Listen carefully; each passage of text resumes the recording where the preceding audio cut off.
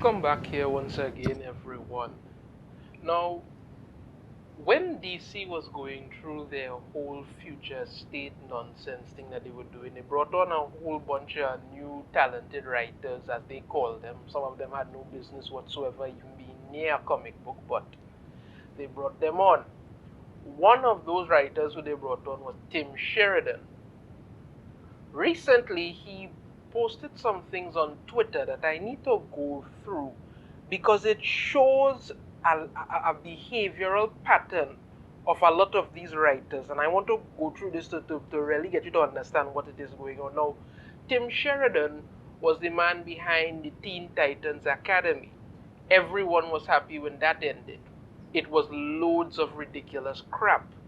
You did nothing more than take the Titans, put them into an academy, and bring in so-called new, and I'm using new in inverted commas, new characters who were totally worthless and just there to make everything wrong. I'll go through that a little bit more soon enough, but here's what he posted on Twitter. Comics fans, don't add, well, he's basically stating what the comic, when the aspect of the comic fans and then the creators and the comic fans again. But here it is, the comic fans, don't add stuff to established characters. Just create new characters. Creator creates new characters. Comic fans, I don't know them, I don't want to, this is trash. Now that sounds to me very conceited and very self-centered, to be perfectly honest with you. Because comic fans, this sort of thing shows how you think about so-called comic fans. That's why I say a lot of these so-called writers have no business being anywhere near comic books. Because let's take it part from part here. Comic fans, don't add stuff to established characters, just create new characters. We have had established comic book characters for 30, 40, 50, 60 plus years. These characters are tried and true, tested, molded out, fleshed out, everything.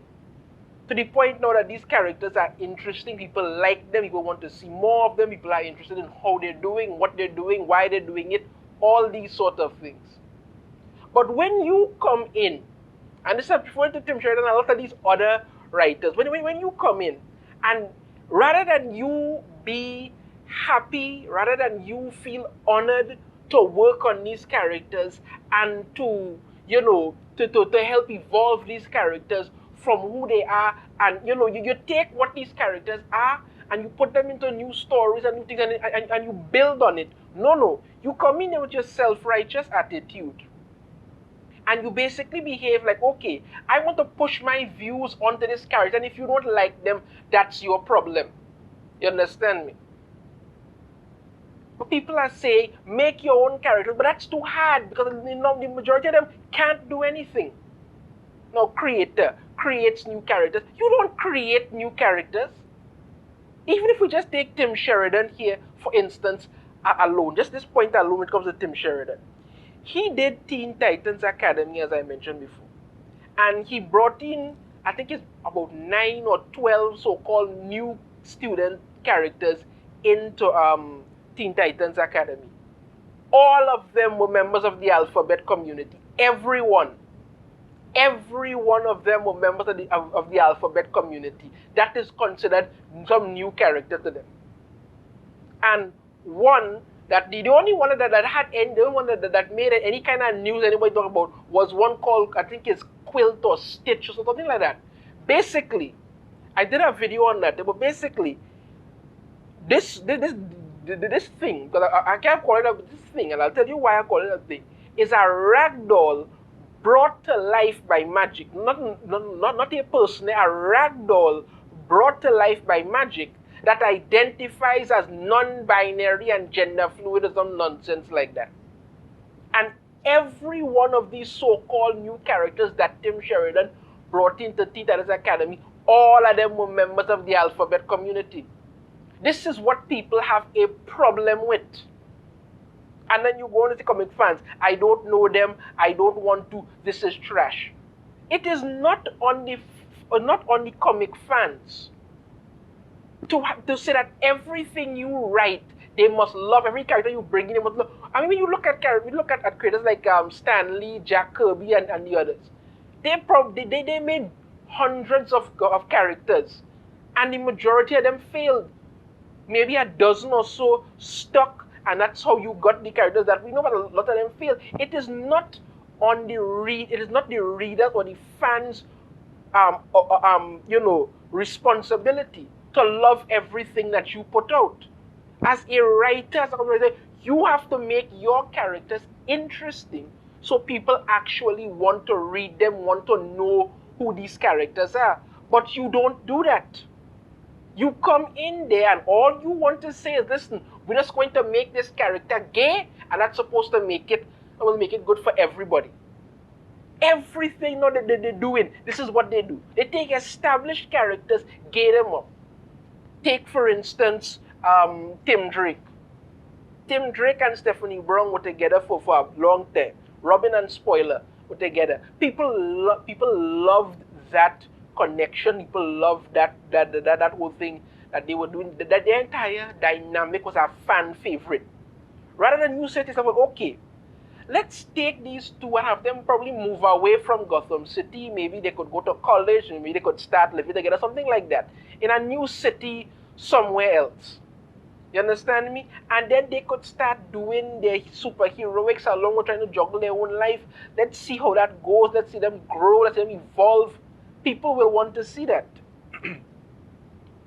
People will be interested in seeing that. They will be interested in see how you could evolve these characters, what you could do with them. No, instead you say, well, you know what? To hell with that. To hell with that. Let's suddenly take Tim Drake. Make him gay, even if you want to call it bisexual, make him gay out of the blue, you understand me? Have him just throw Stephanie to the wayside, and suddenly he's all up underneath this new fella called Bernard, who nobody's ever heard about.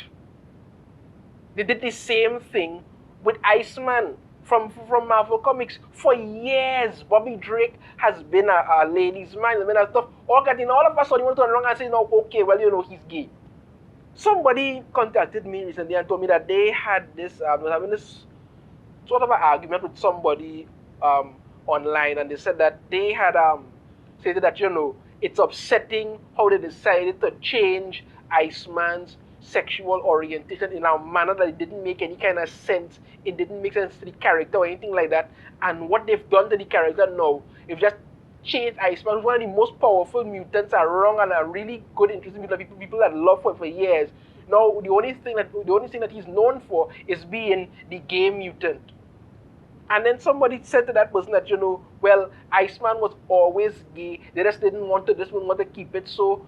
And it was like, well, how could he have been always gay? Where's the proof? And the person had no proof to show, but they get very upset and want to talk about, oh, you just want to say things and then change the character, all kind of stuff.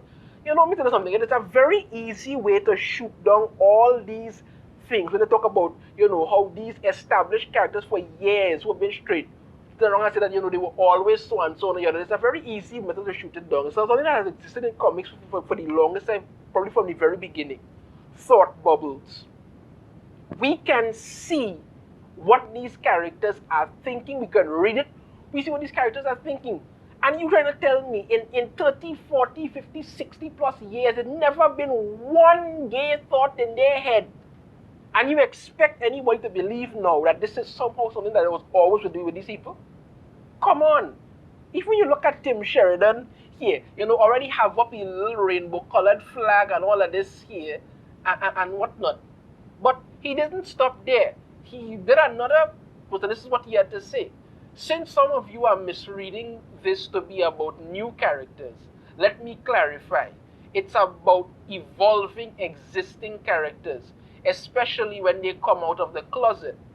The point is that many fans who say, don't make him gay, create a new character, don't really want a new gay character. What people don't want is an agenda shoved down their throats.